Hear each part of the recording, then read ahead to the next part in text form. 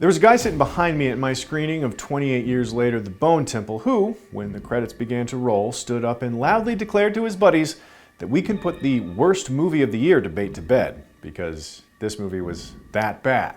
Now, forgetting for a second that January 12th is a little early to rest your case on that particular argument, he went on to say that a movie about murderous cult followers indiscriminately killing has nothing to do with zombies taking over society, which means two things. Number one, he was wrong, because this movie is actually really good. Number two, he missed the point of the whole thing. Picking up where last year's long-range sequel installment left off, DaCosta's film is a gruesome and fabulously shot new chapter of the franchise that, with all due respect to the dude sitting behind me, will very much not be the worst movie of the year. I'm Clint Gage, and this is my review of 28 Years Later, The Bone Temple. Are you Old Nick? Old Nick? You mean Satan? Yes. So there's a part of me that can imagine screenwriter Alex Garland just scripting way too much for 28 Years Later. Maybe he wrote like a 300-page script that was all great, so he and his fellow 28 Days and Years creator, director Danny Boyle decided they couldn't cut any of it, but Sony made them split it in two. Now, that doesn't feel quite right for The Bone Temple, however, because even though The Bone Temple starts immediately after the events of 28 years, maybe even minutes later, and was filmed back-to-back with its predecessor, the films deserve to be their own stories. The Bone Temple is concerned with something else. It's got different aims, visually, thematically, and even tonally, which makes the choice to hand the directing duties over to DaCosta all the more crucial. DaCosta is a very interesting filmmaker, with her work in horror on Candyman a few years ago, the unconventionally violent Hedda last year, and now The Bone Temple. She's putting together a wide variety of work, and it's all forceful. There are no pulled punches in her films, and The Bone Temple is certainly no exception. I found it to easily be the most gruesome of the 28 Later films, and that is not a low bar to clear. In one especially gnarly scene, a roving band known as the Jimmies take their version of satanic charity to an extreme. This is not violence committed against an infected, or it's not the infected ripping apart a person, but instead, it's people committing violence against their fellow man, which is what made this the hardest to watch of the franchise, and very probably what set off the dude behind me. I don't want to turn this into an essay about zombies and pop culture. Part of the point of the monsters, though, is to mirror the potential for us to become monsters. And that's one of the Bone Temple's biggest wins. Jack O'Connell is magnificent and nearly steals the show as cult leader Jimmy Crystal. His performance and the theme his character represents work hand in hand better than any such pairing I've seen lately. I think your name is Jimmy. The fingers, as they're called, that form the fist of his followers, are every bit as infected as the zombies and every bit as mindless. As an American, I have to admit I had to get educated about Jimmy Savile after seeing 28 Years Later spring that image on us in its closing minutes. But The Bone Temple and the things that come to light in the sequel about O'Connell's villain make the choice downright brilliant. It is such a wild and unexpected place to take the franchise, and fascinating to watch creators like DaCosta, Garland, and Boyle, who's a producer on this installment, pull on these interesting threads. I can imagine there's a scary amount of freedom sitting down to a blank page with these movies. I mean, anything could have happened in 28 years in this world, but they've used such a light touch and at every juncture made very well-reasoned and logical choices. And yes, pitting psychotic acrobatic zombie killers fashioned after a national treasure who is secretly a sex criminal against an iodine-coated doctor who made an entire temple out of bones is a well-reasoned and logical choice. And did I mention that this movie is funny too? Because it's downright hilarious at times. DaCosta employs a darkly comedic sense of timing, whether it be punctuating a quiet conversation with a man engulfed in flames bursting through a door, or interrupting a morning shave with a deer head. There is a gross funny vibe in this movie that's pitch perfect. It reaches a level of absurdity that's absolutely necessary for the film to work as well. For the ideas to really land, the seriously satirical aspect of zombies needs an opposite number in some dark humor. It allows for a distance at which you can see the thematic forest for the trees. You know, unless you're the dude behind me. But I've come all this way without mentioning Ralph Fiennes, and for that, I must apologize. This character may be my favorite flavor of Ralph Fiennes. He's kind and gentle, wise and willing to listen. There's a pathos to him, a depth that's communicated simply and truthfully, and things like the slump of his shoulders as he sits looking at a river. There's no colder take, by the way, than Ralph Fiennes is great. And that's not what this is, because he can be great in a bad movie. DaCosta positions his performance so deftly that every time he's funny, he's hilarious. And every time he's sad, he's unbearably tragic. And by the end, it's all of the above rolled into one of the best Iron Maiden music videos that's ever been made.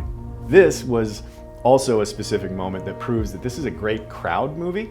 Now, the theaters aren't always packed for press screenings, but this one was, and everyone had a blast. But Fiennes' Dr. Kelson also develops a remarkably unlikely relationship with 28 years later's returning alpha-infected Samson.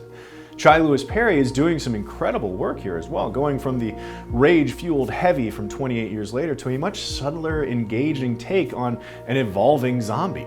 He's so much more than just a canvas on which to paint Kelson's charismatic empathy. There's a real story to tell from both sides of their relationship, and it's told effectively and often wordlessly.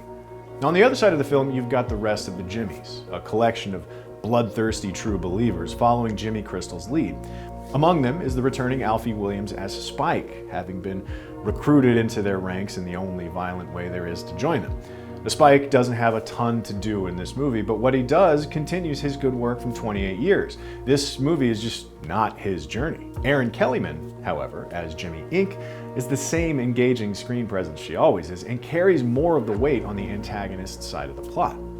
She's curious and questioning, beginning to see things for what they really are, and her dynamic with Spike is a great companion to Kelson and Samson's burgeoning relationship on the other half of the movie. It speaks to a wonderful efficiency in the film.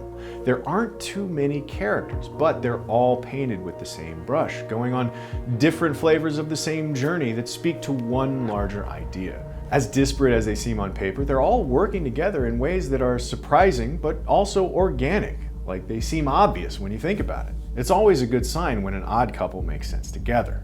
Nia DaCosta and director of photography Sean Bobbitt's visuals, meanwhile, also could not be better.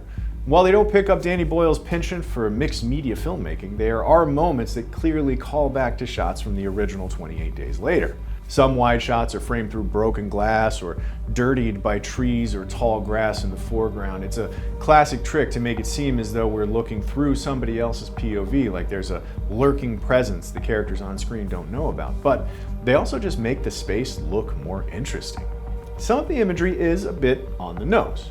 Frankly, I've yet to meet Christ imagery that isn't on the nose, but that's mitigated here by the characters pointing it out and making the whole thing so on the nose that it comes back around to almost working again.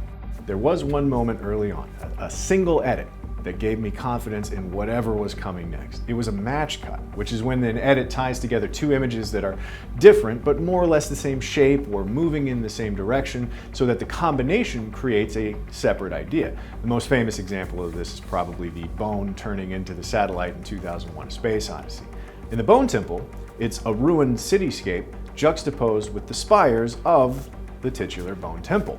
The city we see in the distance is a wreck, smoldering and dead. It's a reminder of the civilization that's been lost. The second half of the match cut is the Bone Temple, standing tall in roughly the same arrangement as the skyscrapers, but gleaming and meticulously cared for, even though it too is quite literally dead. It's just bones. An old, destroyed civilization giving way to a different one, built by Kelson's lonely and painstaking work. It's a visual statement that says everything about the movie you're about to watch. One of those little things that, and the guy behind me may disagree, that make a good movie great. Ultimately, as the subtitle of the film makes clear, 28 years later, the Bone Temple is very much a companion piece. Now, it goes without saying to some degree because it's a sequel, but you really need to have seen 28 years later for any of this movie to make sense. Of course, you could say the same thing about The Empire Strikes Back or Breakin' 2 Electric Boogaloo, but prior knowledge of the franchise was not a prerequisite for the other three films. For example, 28 years later could be the first film you watch in the series and you wouldn't be lost. The Bone Temple is much more of a middle chapter, neither a true beginning nor end, but there's a movie in there that wants to be its own thing, you know? Now maybe that feeling will go away with the third entry. That story, like the Jimmys were in 28 Years, is set up the old-fashioned way in a mercifully pre-credits scene. But for now, there are parts of the Bone Temple that feel more like an appendix to 28 Years than a part of a new story that stands on its own. It's a structure that doesn't break the movie by any means. What it does, however, is move the film squarely into franchise storytelling territory, for better or worse, where every movie depends on the one that came before it and may not be fully realized until the next film. It's a gutsy choice to which they are now committed. However, if there's a creative team I trust to tell a continuously interesting story, it's this one. Trying to predict the future is a discouraging and hazardous occupation. In fact, it may not even exist at all. So, with apologies to the dude behind me with whom I very much disagree, we're gonna have to keep that worst movie of the year debate open for a little longer. 28 years later, The Bone Temple is getting an 8. Director DaCosta crafts a great follow-up to last year's 28 Years Later that's gory and thoughtful in equal measure. The Bone Temple elevates in all the right ways the dramatic stakes of a zombie apocalypse working on its third decade. And there's a pretty unexpected amount of wit and humor at play, especially in Ralph Fiennes' record collection. I'd give the film a 666 if IGN would let me.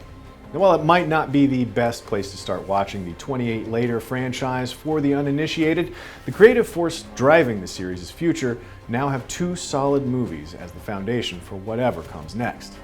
That is what I thought of The Bone Temple. Check out our recap of the 28 Days, Weeks, Years-verse to get yourself up to speed as well. And for more acrobat zombie slaying, be sure to subscribe to IGN wherever you like to watch.